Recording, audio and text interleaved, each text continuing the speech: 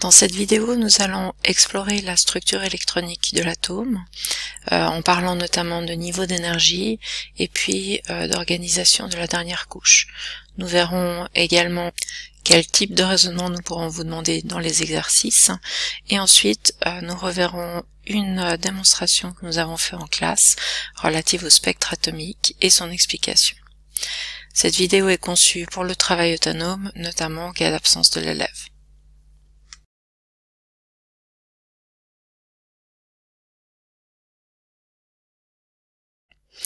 Nous avons vu précédemment que le numéro de la case d'un élément chimique nous indique combien il y a de protons au sein du noyau et qu'il y a le même nombre d'électrons qui gravitent au sein du nuage électronique qui entoure le noyau de l'atome.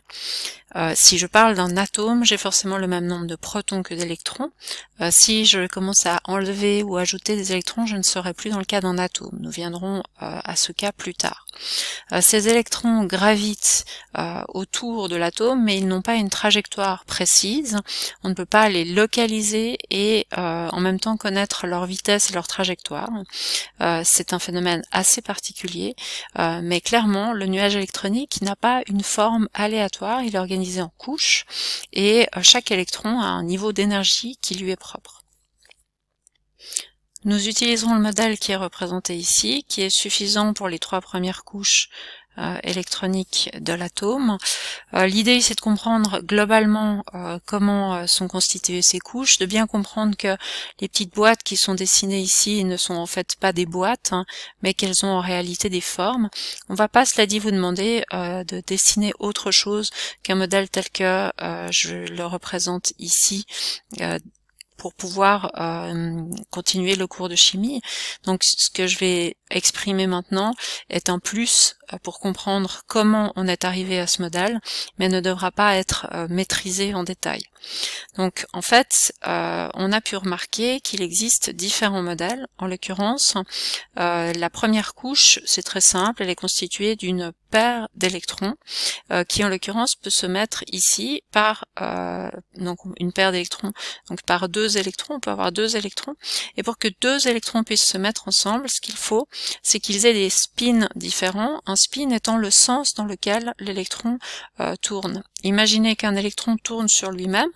En tournant sur lui-même, il va créer un champ magnétique, et comme pour les charges plus et moins qui s'attirent, si les champs magnétiques sont opposés, donc s'ils ne tournent pas dans le même sens, eh bien en fait ils vont s'attirer. Donc pour que 2 électrons puissent graviter ensemble sous forme de paire, il faut qu'ils aient des spins opposés, donc que l'un tourne dans un sens et que l'autre tourne dans l'autre sens. Un électron peut changer de spin pour s'appareiller à un autre électron sans aucun souci. C'est comme ça qu'on peut créer des paires. Dans le premier niveau, il n'y a qu'une paire, et cette paire d'électrons gravite dans un espace qui est sphérique, très simple, comme on a tendance à imaginer le noyau, le nuage électronique de l'atome. La deuxième couche, c'est plus compliqué. La deuxième couche, on voit ici qu'elle est constituée de 4 paires, et en l'occurrence, si on observe ces 4 paires d'électrons, on se rend compte qu'elles n'ont pas le même niveau. Il y a une paire qui a un niveau énergétique plus faible que les 3 autres paires, et en l'occurrence, la paire qui a le niveau énergétique plus faible est une paire qui gravite dans un espace sphérique, tandis que les 3 autres paires vont graviter dans des sortes de lobes, c'est-à-dire qu'il y aura un lobe au-dessus du noyau de l'atome et un lobe au-dessous du noyau de l'atome pour une des paires. Pour une autre, ce sera à droite et à gauche, et pour la troisième, eh bien, ce sera devant et derrière. Et du coup, on voit qu'en fait, pour cette couche, on a 4 espaces différents qui sont remplis par ces paires d'électrons qui peuvent graviter autour du noyau, mais globalement, si on regarde, ça va donner quelque chose qu'on aura l'impression que c'est sphérique. On va pas vraiment se rendre compte que ces électrons ne gravitent pas au même endroit. Mais si on les observe, eh bien, on va pouvoir se rendre compte de ceci. Donc les petites carrés que je représente autour donc de mon noyau ici, qui peuvent contenir une paire d'électrons, donc 2 électrons, ne sont pas des carrés. Comme vous le voyez, certaines zones de l'espace seront des sphères, d'autres seront des lobes, il y a encore d'autres formes. Vous voyez que pour la 3e couche, on ouvre un nouveau niveau qui en fait amène des formes différentes. Pour la couche suivante, on a encore un 4e niveau qui amène encore des formes différentes, et donc tout cela va créer quelque chose qui est relativement compliqué, mais si on reste sur les 3 premières couches, on a un modèle qui peut être simplifié. Si je prends le diagramme d'énergie qui correspond aux différents niveaux, aux différentes formes d'orbitales des différentes couches électroniques, eh bien j'observe que il y a les électrons de la première couche qui auront le moins d'énergie. C'est ceux qui sont le plus proches du noyau, et en l'occurrence ça demande le moins d'énergie d'être le plus proche de l'atome. Donc si je ne mets qu'un seul électron, cet électron va forcément aller dans l'orbital, c'est-à-dire dans la zone de l'espace qui est le plus proche du noyau de l'atome, qui en l'occurrence est une couche sphérique. Donc on va placer notre premier électron, que je place arbitrairement dans la case gauche et arbitrairement avec un spin up.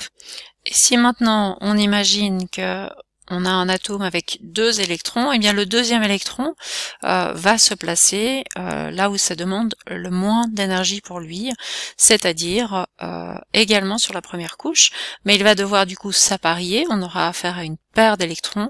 Pour cela, il présentera un spin down, et puis donc nous aurons une première couche qui sera pleine avec une paire d'électrons. On peut continuer ainsi pour d'autres exemples, à placer nos électrons en respectant la règle du minimum d'énergie, c'est-à-dire qu'un électron va toujours aller dans l'orbital qui lui demande le moins d'énergie, et puis du vœu de célibat, parce que s'apparier demande quand même un effort. Se trouver dans une zone de l'espace de façon indépendante est moins coûteux pour l'électron. Donc si on prend par exemple l'azote, avec ces 7 électrons, eh bien on va les placer de la façon suivante. 3e électron, 4e électron, on respecte ici le minimum d'énergie, 5e électron, 6e électron qu'on évite d'apparier puisque c'est encore possible, et 7e électron qu'on n'appariera non plus. Donc si on veut dessiner ce qu'on appelle la structure de Lewis. La structure de Lewis indique uniquement autour du symbole de l'atome, donc de l'azote, on indique ce qu'il y a sur la dernière couche. Donc notre dernière couche, c'est la 2e couche, et on voit que nous avons sur cette dernière couche une paire qu'on va représenter comme un trait. En fait, on peut imaginer 2 électrons qui seraient reliés, et 3 célibataires qu'on représentera comme des points, et qui seront plus tard susceptibles de réaliser des réactions chimiques en créant des paires avec d'autres éléments. Mais ça, c'est une histoire à venir.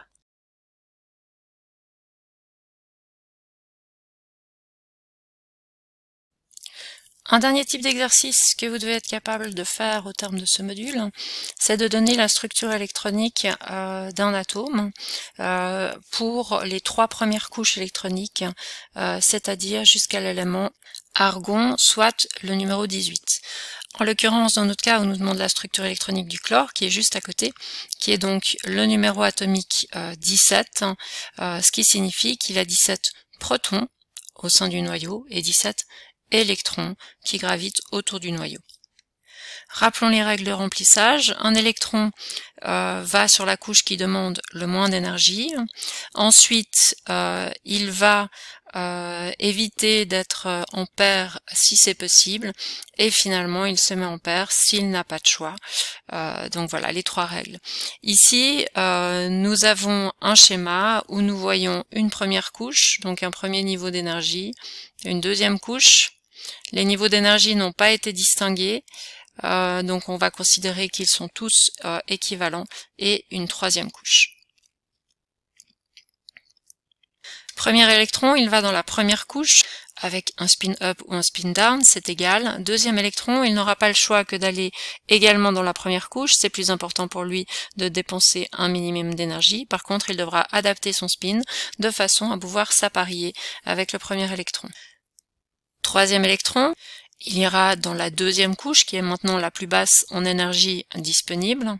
Vous pouvez la mettre dans n'importe lequel des cases, elles sont totalement équivalentes ici puisqu'elles sont représentées comme ayant le même niveau d'énergie.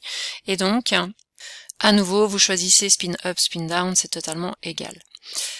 Quatrième électron, eh bien, on ne va pas le mettre dans la même case que celui qu'on vient de mettre, puisque on a dit que s'apparier était quand même quelque chose qui était coûteux pour un électron et que dans la mesure du possible, il préférait rester célibataire. Nous allons donc l'installer dans une orbitale séparée.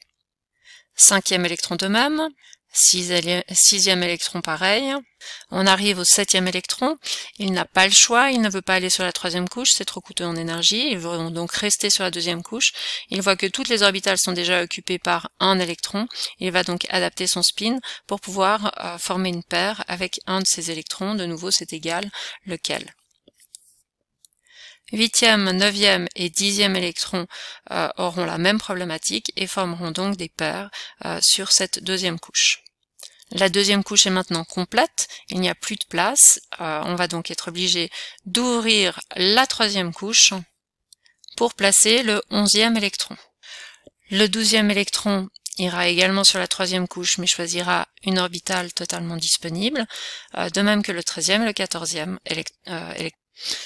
Le 15e électron n'aura pas le choix, toutes les orbitales de la troisième couche sont occupées par un célibataire. Il va donc devoir s'installer avec un célibataire pour former une paire. De même que le 16e et le 17e électron qui constituent notre atome de chlore.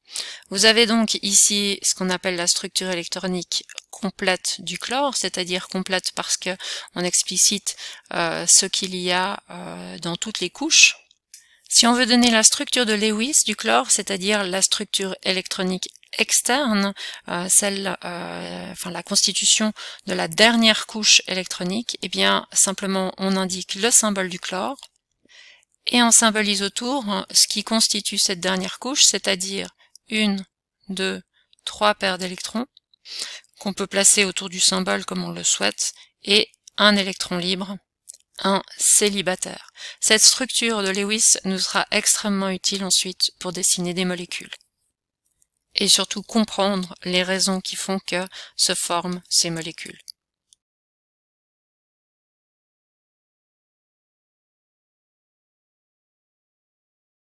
Pour parler des spectres atomiques, nous avons besoin de rappeler ce qu'est une onde.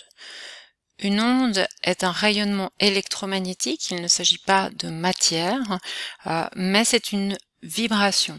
On peut observer une vibration de ce type, une onde par exemple lorsqu'on jette un caillou dans l'eau.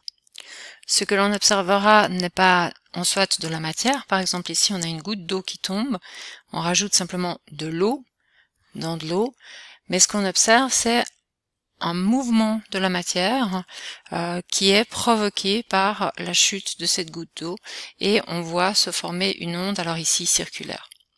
Si on observe une onde, eh bien cette onde peut vibrer de façon différente. Elle peut vibrer de façon très rapide ou de façon plus lente. Nous allons utiliser ici de la lumière, donc la vitesse de la lumière est toujours la même, en l'occurrence 3 × 10 puissance 8 mètres par seconde environ. Cela signifie que pour aller du point A au point B, la lumière prendra toujours le même temps. Mais dans un cas, elle aura oscillé extrêmement vivement, ce qui lui aura demandé plus d'énergie que dans le second cas où elle aura oscillé plus tranquillement. Pour caractériser cette onde, on peut utiliser deux grandeurs, soit la longueur d'onde qui est la distance entre deux maximums, et là on voit que plus la longueur d'onde est petite, plus l'onde est énergétique, et vice-versa. On peut aussi utiliser la fréquence qui correspond au nombre de vibrations par seconde. Alors imaginons que ici nous ayons eu une seconde qui se soit passée. Dans notre premier cas, on a un peu plus de 4 oscillations, la dernière n'étant pas complète. tandis que dans notre second cas, nous avons un peu plus d'une oscillation, à nouveau la dernière n'étant pas complète. On en déduit cette fois que plus la fréquence est élevée, plus l'énergie est élevée. Et ce qu'on observe, c'est que en multipliant la fréquence et la longueur d'onde, on obtient toujours la même valeur, en l'occurrence c'est la vitesse de la lumière. Il a par ailleurs été montré que la quantité d'énergie dépend directement de la fréquence de l'onde, ce qui est logique puisque nous avons vu que plus la fréquence est grande, plus l'onde est énergétique. Et ces deux valeurs sont reliées par une constante, en l'occurrence la constante de Planck, qu'on a abrégée H. Pour nous, ces deux équations ne sont pas forcément à retenir. Par contre, la relation entre la longueur d'onde, la fréquence et l'énergie est importante. Gardez en tête que si la longueur d'onde augmente, eh bien l'énergie diminue, mais que si la fréquence augmente, l'énergie augmente, et vice-versa. Vous êtes entouré par des ondes, en l'occurrence, qui sont pas toujours visibles. Le domaine de la lumière est un domaine assez petit, qui va d'une longueur d'onde de 700 nanomètres à 400 nanomètres. Donc on parle ici en termes de longueur d'onde. Donc ce qui est le plus énergétique, c'est les 400 nanomètres que nous avons ici, le violet. Les 700 nanomètres du rouge sont moins énergétiques et nous avons une gamme de couleurs qui s'étale entre ces deux extrêmes qui sont visibles. Avant le rouge, nous avons donc des longueurs d'onde qui sont plus importantes, des ondes qui sont moins énergétiques, en l'occurrence les ondes radio, les micro-ondes, les infrarouges, et puis des ondes qui sont plus énergétiques du côté du violet, les ultraviolets, les rayons X, les rayons gamma, et c'est cette énergie qui va faire que ces rayons sont plus dangereux. C'est pour ça que les ultraviolets que l'on peut subir lorsqu'on s'expose au soleil peuvent endommager la peau, de même qu'il ne faut pas subir trop de radiographie aux rayons X dans une année, parce que sinon votre corps va avoir de la peine à se défendre contre les dommages que peuvent faire ces rayonnements énergétiques. En classe, nous avons fait passer dans différents gaz un courant électrique de façon à exciter ces gaz et à observer la réaction qui est provoquée, en l'occurrence un dégagement de lumière. Nous avons utilisé un dispositif simple pour observer cette lumière et voir si elle était constituée de tout le spectre lumineux ou d'énergie plus précise. En l'occurrence, nous avons réussi à voir des raies, ce qui a confirmé que cette expérience ne dégageait que certaines énergies bien précises. Dans un tel dispositif, il est possible d'observer tous les éléments dans la mesure où on ne va mettre que quelques atomes par fiole et la pression sera tellement basse que même des substances qui devraient par exemple être liquides sont à l'état gazeux dans ce type de fiole. Alors, clairement, les raies qu'on observe ici ne sont pas hyper nettes et avec un autre montage, on aurait pu voir quelque chose de bien plus précis. Par exemple, alors en utilisant le même montage mais en rajoutant un écran avec une toute petite fente et puis ensuite une lentille optique, nous aurions pu obtenir quelque chose de bien plus net. Alors, comme je vous disais, on peut utiliser ceci pour différents éléments. Donc nous avons observé par exemple l'azote. Nous n'avons pas réussi à voir toutes ces raies de façon réellement bien distincte, mais nous avons déjà pu mettre en évidence qu'il y avait plusieurs raies. On a donc des spectres qui sont différents selon les substances. Ici, vous avez le néon. Et puis, si je prends par exemple l'hélium, eh bien vous avez ces raies qui nous ont permis d'identifier que ce qui est dans le soleil, c'est principalement de l'hydrogène et de l'hélium qui est en formation. Donc les deux spectres vont s'additionner, on va voir les raies de l'hélium et de l'hydrogène si on observe ce qui est émis par le soleil. C'est ainsi qu'on a pu comprendre que il y avait la fusion de l'hydrogène qui formait de l'hélium au début de la vie des étoiles et que petit à petit, eh bien, cet hélium allait lui-même fusionner de façon à former des plus grands atomes et ainsi la suite de la vie de l'étoile serait d'émettre moins d'énergie en formant des atomes plus grands. Ce que nous avons observé ici, ce sont des raies dites d'émission, parce que, eh bien, nous avons fait passer donc dans le gaz un courant électrique qui a provoqué une émission de lumière. On aurait pu observer la même chose en observant l'absorption de la lumière, c'est-à-dire que dans un deuxième cas, au lieu d'avoir ici quelque chose qui fait passer un courant électrique dans la substance, on pourrait envoyer sur la substance de la lumière blanche, donc constituée d'un spectre continu, et puis observer comment la substance absorbe la lumière, et on serait rendu compte que en fait elle absorbe la lumière exactement aux mêmes endroits que elle émettait de la lumière lorsque l'on faisait passer un courant électrique. Donc le spectre d'émission est inversé par rapport au spectre d'absorption, et on peut voir les mêmes raies lumineuses. On peut prendre un autre exemple ici avec le carbone, ou bien avec l'oxygène, on voit que ça correspond systématiquement. Alors, à quoi sont dues ces émissions et ces absorptions? Eh bien, si on observe donc ici un atome d'hydrogène avec son proton dans le noyau, dessiné beaucoup trop grand bien entendu, son électron sur une première couche électronique qui lui demande un minimum d'énergie, eh bien, si je lui envoie de la lumière ou si je lui envoie de l'électricité, le phénomène est le même, c'est-à-dire que cet électron va pouvoir prendre de l'énergie pour aller sur une autre couche, et lorsqu'il fait ceci et qu'il va sur une autre couche électronique, eh bien, il ne va pas pouvoir y rester extrêmement longtemps, et la suite forcément du phénomène, c'est qu'il va redescendre, et au moment où il redescend, il émet un photon. Alors là, on voit qu'il est redescendu sur la couche numéro 2, il va peut-être pouvoir reprendre de l'énergie parce qu'on est toujours en train de chauffer ou toujours en train de mettre de l'électricité, et puis eh bien là il est monté extrêmement haut et il va de nouveau redescendre. Et on voit qu'en fait, vu que on sait que ces couches ont finalement toujours la même quantité d'énergie, eh bien ce qui peut se passer, c'est que il y a un certain nombre de possibilités limitées d'énergie qu'on va pouvoir observer. Je pourrais par exemple monter d'ici à ici, d'ici à ici, ou encore d'ici à ici, et ensuite redescendre eh bien ces mêmes quantités d'énergie finalement, ou alors redescendre aussi de façon un petit peu fractionnée. Ça signifie que je ne vais pas pouvoir émettre une quantité d'énergie infinie, et il y aura seulement certaines quantités exactes d'énergie qui vont pouvoir être émises, en l'occurrence celles entre chacune des couches, mais également eh bien leur addition, etc. Et ce que je vais observer, du coup, c'est une certaine quantité de longueur d'onde visible, en sachant qu'il y a bien entendu certaines longueurs d'onde qui peuvent se trouver aussi dans l'invisible.